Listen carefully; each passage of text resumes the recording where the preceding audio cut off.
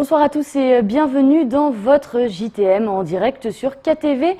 Nous sommes le mercredi 21 août et dans ce journal, nous ferons le point sur l'organisation des transports pour les élèves alors que la rentrée approche à grands pas. Nous reviendrons également sur Ibrahim Ali qui a présenté ce matin sa candidature à la mairie de Mamoudzou pour 2020. Nous prendrons également la direction de Londres. Marion Tellier y était il y a quelques semaines afin de suivre la conférence annuelle Ahmadiyya. La rentrée des classes ne concerne pas seulement les élèves et les professeurs. De nombreux professionnels de différents corps de métiers sont en ce moment à l'ouvrage pour se préparer eux aussi à ce grand événement. C'est le cas des sociétés qui assureront le transport des élèves tout au long de l'année sur l'ensemble de l'île. Alors quels dispositifs particuliers mettent-ils en œuvre pour cette rentrée et quelles sont leurs priorités? Un reportage signé Marion Tellier. La rentrée des classes commence dès vendredi, alors pour tous les travailleurs œuvrant autour du milieu scolaire, l'heure est au dernier préparatif. C'est aussi le cas des sociétés de transport pour lesquelles de nombreuses révisions devront durant ces 2 prochains jours être réalisées. Au dépôt de Carla Transport Mayotte-Baltus, les salariés s'affairent. Pour eux, les vacances n'ont pas été de tout repos. Nous, on n'est jamais en vacances. C'est là où tout le service, parce que je travaille avec le service technique, c'est là où tout le service se mobilise pour faire les réparations qu'il faut sur les véhicules. Comme vous pouvez le constater là au garage, il y a les carrossiers en carrosserie, les mécanos en mécanique, et etc., etc. Cette année, le mot d'ordre reste la sécurité pour les passagers comme les employés. C'est donc aussi du côté administratif que la société doit s'assurer d'être aux normes. Pour cette rentrée, comme chaque année, donc on s'assure que tout ce qui est administratif soit complet, qu'on ait bien tous les contrôles techniques, tous les contrôles, toutes les attestations validées à jour, les permis des conducteurs, puisque la sécurité, c'est important dans le monde du transport de personnes. C'est tous les jours et on a des contrôles routiers, des contrôles des forces de l'ordre, des contrôles de l'équipement, la DEAL. Donc la sécurité, c'est vraiment le cœur du métier et il faut vraiment s'y attacher et être à jour pour la rentrée. Au total, l'entreprise compte près de 70 véhicules. Les bus dédiés au transport scolaire circuleront dès vendredi, de 4 h du matin à 19 h, à destination des 4 coins de l'île. La conférence annuelle Ahmadiyya de Londres avait lieu les 2, 3 et 4 août dernier. 3 jours de rassemblement de membres de la communauté, mais aussi d'invités venus de partout. Cette année, et pour la 2e fois consécutive, une petite délégation d'Ahmadis mahorais se sont rendus sur place entre sermons du calife et stands d'information sur les diverses actions de la communauté à travers le monde. Marion Tellier était sur place, elle nous en dit plus.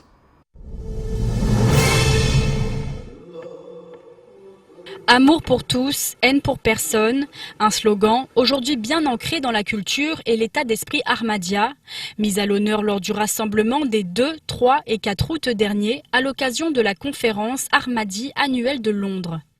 Tout d'abord, on a eu vraiment une atmosphère qui était particulièrement bonne, tant d'un point de vue spirituel, mais aussi social, parce qu'il faut oublier le côté social, qui est la rencontre en fait de beaucoup de personnes, d'horizons différents, et on retient également ça. Et puis il y a une présence très importante aussi, puisqu'il y avait entre 39 000 et 40 000 personnes.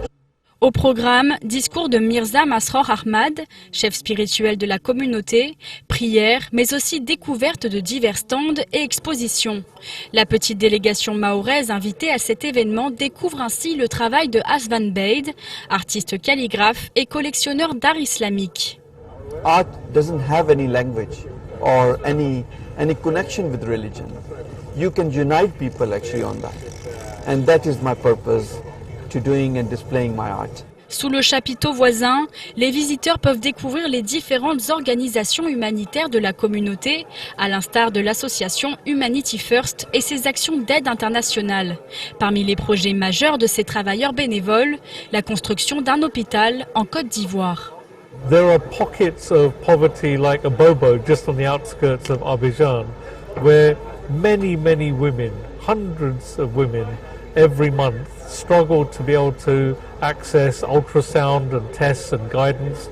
And then when they get to term and they want to have their baby, there are not enough hospital places, sometimes there's not an anaesthetist, sometimes there's not the drugs, or sometimes they're given the wrong advice. And I've even heard stories of women who've had to have a cesarean section when they actually didn't need it.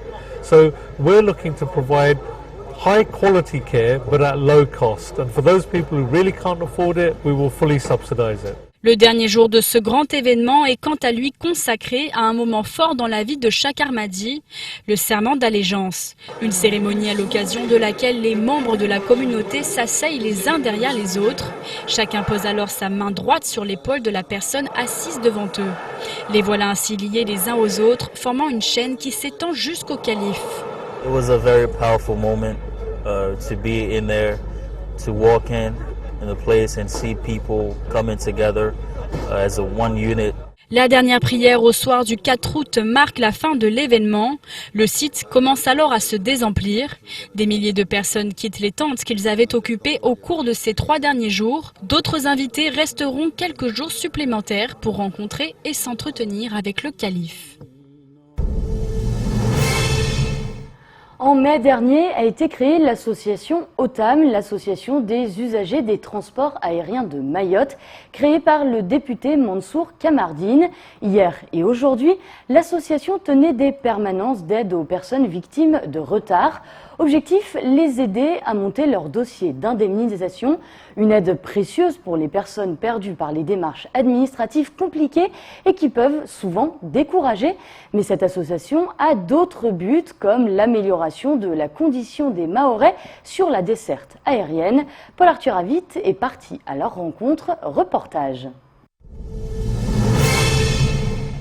Hier et aujourd'hui se tenait la permanence de l'association OTAM, l'association des usagers des transports aériens au départ et à destination de Mayotte.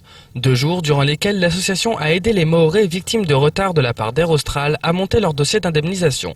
Cette permanence s'est tenue dans les locaux de Mansour Kamardine, initiateur de la création de cette association. Monsieur Mansour Kamardine, qui est un usager comme d'autres, au bout de X incidents, a eu l'idée de proposer que les gens se rassemblent pour créer une structure qui puisse accompagner les usagers du transport aérien compte tenu des nombreuses difficultés que nous connaissons. Et donc je suis parmi ceux qui ont répondu à cet appel et aujourd'hui l'association est née et nous menons un certain nombre d'objectifs pour essayer d'améliorer les choses et surtout pour essayer d'accompagner les gens à y répondre à leurs besoins dans ces cas.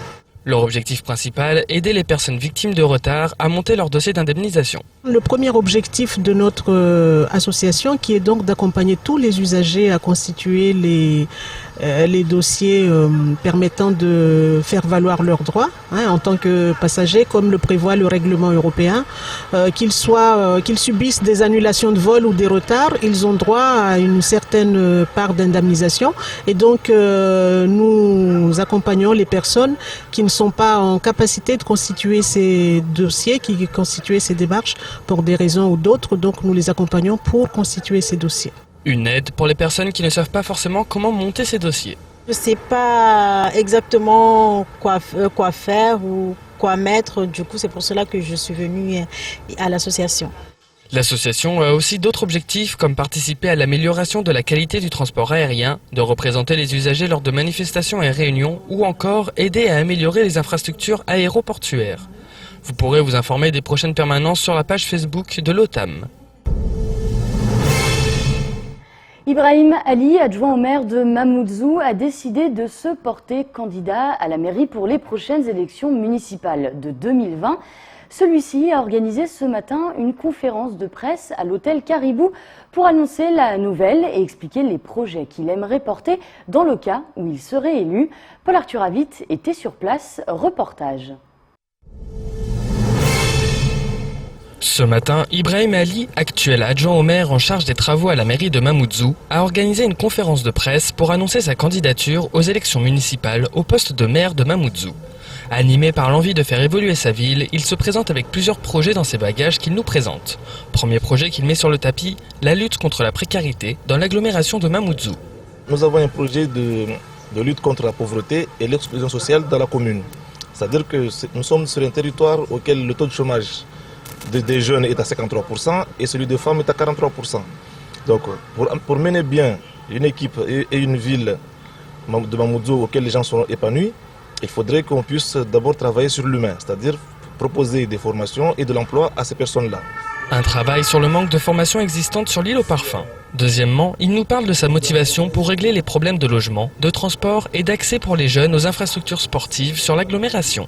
Deuxième chose, c'est qu'il faudrait apporter un meilleur cadre de vie aux habitants, c'est-à-dire permettre aux gens dans la commune de se sentir à l'aise en créant des infrastructures et des outils qui permettront à tout à chacun de sortir et de pouvoir épanouir dans la commune. Nous projetons de faire des schémas de déplacement et de transport. Nous avons un schéma d'accessibilité au logement. Nous avons aussi un schéma qui permet aux jeunes de pouvoir pratiquer de la culture et du sport. Ibrahim Ali a aussi différents projets concernant les infrastructures qui permettraient d'offrir des moyens de transport secondaires aux habitants autres que les voitures ou le caribus. On créera aussi des infrastructures qui permettront au déplacement, c'est-à-dire de nouvelles routes. Et au niveau système de déplacement, qui sera le téléphérique qui partira de Mamoudzou vers zone Kora et zone Israël, et un autre téléphérique qui partira de Vaïbé vers Mtsapéré. Ça permettra aussi les personnes de se déplacer facilement et aussi adhérer au projet de caribus, c'est-à-dire qui permettront à ce que les gens prennent le transport en commun que le transport individuel. Des projets qui permettraient de changer radicalement le visage de l'agglomération de Mamoudzou. Pour rappel, les élections municipales se tiendront du 15 au 22 mars 2020. L'enveloppe des fonds européens au bénéfice de Mayotte s'élève à près de 300 millions d'euros, une somme qui devra être utilisée d'ici 2 à 3 ans avec des projets tels que l'installation des lits d'arrêt à l'aéroport ou encore des installations agricoles telles qu'une poussinière et un abattoir. Mais alors, où en sommes-nous de la consommation de ces fonds ? Comment et quand les derniers projets devront être présentés ? Ce matin, sur notre plateau, nous recevions Maxime Harweiler, chargée de la coordination des fonds publics. Elle nous en dit plus. Les projets qui vont être proposés aujourd'hui doivent être terminés à la fin, on va dire quoi, fin 2022, 2023 2022, c'est ce qu'on dit aux porteurs pour avoir le temps après de terminer les procédures, les paiements en 2023. Oui. Ouais. Ça fait court. On a consommé combien sur la totalité, grosso modo ? Alors pour l'instant, sur la totalité des enveloppes, on est à peu près à la moitié de programmation, donc un peu plus de 150 millions d'euros. Quand on dit programmation, ça veut dire quoi, Maxime ? Alors programmation, ça veut dire que les dossiers ont été acceptés. Le comité de programmation, donc, qui est coprésidé par l'État et le conseil départemental, puisque bien sûr le conseil départemental est partie prenante de la gestion de ces fonds, a décidé que le projet était accepté. Après, si on parle de consommation, c'est-à-dire les paiements, là c'est quand on a effectivement terminé de payer le projet. Là, on est à un peu moins, on est à 25%, à peu près 25-30% des porteurs qui ont terminé et qui ont été payés. Des réunions publiques dans les mairies, la série noire qui continue pour Air Austral et enfin l'association Yes Weekanet qui aide près de 200 enfants. Voici le reste de l'actualité à ne pas manquer aujourd'hui. Demain à Dembéni et vendredi à Mamoudzou, des réunions publiques vont être organisées dans les mairies afin de présenter la mise à jour du plan de prévention des risques. Objectif : connaître les zones de construction à risque dans votre commune. Pour rappel, le plan de prévention des risques est un dispositif réglementaire privilégié pour la prévention des risques opposables aux tiers et qui définit des zones inconstructibles et des zones constructibles avec prescription. Il a également pour objectif de sécuriser les populations et les biens et de contrôler le développement de l'urbanisation dans les zones exposées à un risque naturel majeur, mais également de définir les mesures de prévention, de protection, de sauvegarde et de mesures de réduction de la vulnérabilité de l'existant. La série noire continue pour Air Austral. La compagnie se voit en effet contrainte d'immobiliser jusqu'à demain soir un de ses 2 Boeing 737-8. L'appareil a en effet malencontreusement été percuté par le chariot bagage de sa compagnie d'assistance au sol. Des modifications du programme prévoyant des reports ou des retards avances d'horaire s'étalent ainsi sur 2 jours et concernent principalement les lignes Réunion-Mayotte, Réunion-Tana et Réunion-Maurice. Air Austral précise qu'une alternative limitant au maximum la gêne occasionnée est proposée à l'ensemble de ses passagers sur les lignes impactées. Une nouvelle fois, l'association Yes Weekanet a joint l'utile à l'agréable. En effet, elle a proposé à 200 enfants mahorais de leur fournir du matériel scolaire s'ils ramenaient des canettes ramassées ça et là sur l'île. Auparavant, plusieurs membres de l'association sont allés dans les établissements scolaires pour sensibiliser les élèves à l'environnement et ont pu récolter des cartables auprès de ces jeunes. Grâce à cette opération, les enfants ont pu agir d'une façon écologique et devenir des citoyens actifs en participant, comme ils le peuvent, à améliorer la propreté de notre île. En échange de 100 canettes ramassées, ils ont pu ainsi recevoir des coupons pour du matériel scolaire. A noter que l'année dernière, cette action avait permis de retirer près de 250 kilos de canettes de la nature. Un autre rendez-vous aura lieu lundi prochain en Grande Terre pour distribuer les cartables restants à plus d'une centaine d'enfants.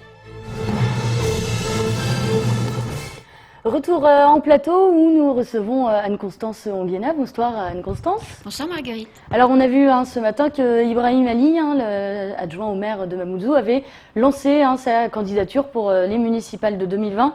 On peut dire que ça y est, là, la course aux municipales est définitivement partie. Oui, la course aux municipales est définitivement partie. Plusieurs partis politiques ont commencé à réaliser des investitures. Pendant la campagne des élections européennes, on se souvient que les Républicains ont investi un certain nombre de têtes de liste, y compris à Mamoudzou. Donc il y a déjà 2 listes à Mamoudzou qui sont en lice, plus peut-être celle du maire sortant s'il annonce officiellement qu'il est candidat à sa succession. Et puis, en marge de ces annonces et de ces investitures officielles des familles politiques, il y a les dissidents qui se mettent également dans la course. Je pense par exemple à Sada, puisque la maire sortante LR n'a pas été réinvestie par sa famille politique. Donc, elle s'est déclarée candidate. Donc, je crois que oui, on peut dire que les municipales sont parties dès à présent. Alors, à quoi il faut s'attendre pour Mayotte ? On a les précédentes élections européennes qui ont vu le Rassemblement national obtenir des scores assez importants. Est-ce qu'on peut s'attendre à la même chose pour dans un an, finalement, un peu moins d'un an ? Dans 7 mois. Ouais, 7 mois. C'est ça, 15 et 22 mars, ça fait à peu près 7 mois. Donc oui, le jeu sera forcément différent puisque ce n'est pas la même élection. C'est une élection éminemment locale où on connaît les candidats pour lesquels on va voter. Donc forcément, c'est un petit peu différent. Il y a moins de votes d'opposition comme celui que l'on peut analyser à travers le plébiscite de Marine Le Pen aux élections européennes, c'est certain. Mais d'un autre côté, la donne pour ces élections a complètement changé parce que pour la première fois, les habitants de Mayotte, les électeurs de Mayotte vont voter pour les conseillers municipaux et les conseillers communautaires. Parce qu'il ne faut pas oublier que les compétences au travers de la loi NOTRe depuis 2015 sont redispatchées entre les communes et les intercommunalités. Et les intercommunalités ont un poids maintenant majeur. Ce sont elles qui gèrent les déchets, ce sont elles qui gèrent l'assainissement, ce sont elles qui gèrent les projets de transport comme Caribus, etc. Les grands projets d'aménagement sont dorénavant gérés par les intercommunalités. Donc forcément, le choix du maire n'est plus le seul choix. On aura aussi à choisir le candidat qui se présentera pour les intercommunalités. Alors on en connaît 4 qui vivent, la CADEMA, 3CO, la communauté de communes de Petite Terre, la communauté de communes du Sud. En revanche, la communauté de communes du Nord, où on ne sait pas encore quel nom elle portera, n'existe pas pour l'instant, puisque les maires et les conseillers n'ont pas réussi à se mettre d'accord sur le choix d'un président. Donc, aucun argent n'a été dépensé, c'est quand même très dommage quand on voit tous les autres projets qui ont pu être mis en place par les intercommunalités. Donc voilà, ça c'est déjà un premier fait très différent. L'électeur va voter pour son maire, enfin en tout cas pour la liste qui élira le maire, et en même temps pour les conseillers communautaires. Justement, ces électeurs, est-ce qu'on peut imaginer qu'ils se mobilisent tout particulièrement parce que c'est effectivement, la donne change l'année prochaine avec ces élections qui évoluent? Alors les élections municipales sont toujours, et partout en France, y compris à Mayotte, des élections où il y a un fort taux de mobilisation parce qu'effectivement ce sont des élections très locales. Donc voilà, on vote pour quelqu'un que l'on connaît en règle générale. Donc forcément il y a un impact non négligeable sur l'électeur, mais néanmoins il y a une règle qui pourrait évoluer. C'est que vous savez, les élections municipales à Mayotte, souvent elles sont réglées un petit peu avant l'élection, c'est-à-dire qu'au sein des familles, on a décidé qui était candidat, comment les listes se composaient. proposé. Et finalement, on sait à peu près qui va gagner, puisqu'on était dans une culture de mandat unique, etc. Les choses pourraient quand même éminemment changer, parce que La République En Marche est un nouvel acteur dans le paysage politique et a bien envie aussi de rompre avec cette manière de faire. Amina Hariti le rappelle régulièrement. De la même manière, on a parlé du Rassemblement national, qui n'a aucun intérêt à ce que cette stratégie se remette en place. Et puis, vous avez un certain nombre de maires qui, pendant leur mandat, celui qui est en train de s'achever ou qui s'achèvera dans 7 mois, ont permis de remettre à plat les finances de la commune, ont lancé des projets et ont envie, pour reprendre une terminologie mahoraise, ont envie de redoubler et de pouvoir être candidat une nouvelle fois à une élection, ce qui était très peu le cas avant, ou quand bien même ils le faisaient, ils avaient très peu de chance, puisqu'il y a toujours cette logique de ils ont mangé, maintenant au suivant. Donc ça pourrait peut-être un peu se transformer. Alors, autre sujet, autre manière d'aborder finalement ces élections municipales. Je crois que pour demain, vous nous préparez un article dans France Mayotte Matin sur les coulisses et ce que nous, médias, entre Kwezi, on va mettre en œuvre. Alors, qu'est-ce que vous nous préparez? Alors, deux choses importantes. À partir de demain, effectivement, on commence une nouvelle rubrique dans France Mayotte Matin qui va s'appeler Carnet de route et qui va être question de parler de l'heure politique. Alors, l'heure politique écrit de différentes manières. À la fois, il y a le timing, il y a le fait qu'on s'approprie la campagne électorale, mais qu'aussi, souvent, les promesses ne sont pas tenues. Il y a un peu de leurre, de mensonge au travers de tout ça. Donc, ça va être l'occasion d'en parler de manière extrêmement factuelle, à la fois du côté des candidats, les alliances, les trahisons, ce qui se passe un peu en coulisses et qui explique en fait l'évolution de la campagne, et puis aussi côté électeur, qu'est-ce qu'attendent les habitants, quels sont les grands enjeux territoire par territoire. Donc on va rédiger cet espace régulièrement dans France Mayotte Matin, aussi souvent que l'actualité le nécessitera. Et c'est quelque chose qui va durer jusqu'aux élections ou qui perdurera même après les municipales? On verra. Déjà, on se donne une première échéance, mars 2020 pour les municipales. On verra ensuite comment les choses se réorienteront. Et puis également sur KTV, une émission politique nouvelle qui va voir le jour dans quelques semaines, qui s'appelle L'heure politique et qui va être l'occasion également autour d'invités de parler de la politique à Mayotte, donc les familles politiques, les investitures, les sujets d'intérêt, et les invités vont pouvoir venir au micro pour prendre la parole, présenter leurs projets, expliquer pourquoi ils ne sont pas d'accord, et on va ainsi décortiquer avec la perspective de l'élection, on va décortiquer tout ce qui se passe en termes de politique sur Mayotte. Alors elle sera à suivre quel jour cette émission, c'est défini ? C'est en cours de définition, Marguerite. Et ce sera un rendez-vous hebdomadaire? Ce sera un rendez-vous hebdomadaire après votre journal que l'on retrouvera effectivement chaque semaine. Bon, et bien très bien. Merci beaucoup Anne-Constance d'être passée sur ce plateau. Merci Marguerite. C'est la fin de cette édition. Merci à tous de l'avoir suivi. On se retrouve bien évidemment demain pour un nouveau journal. Belle soirée à tous sur Kwezi TV.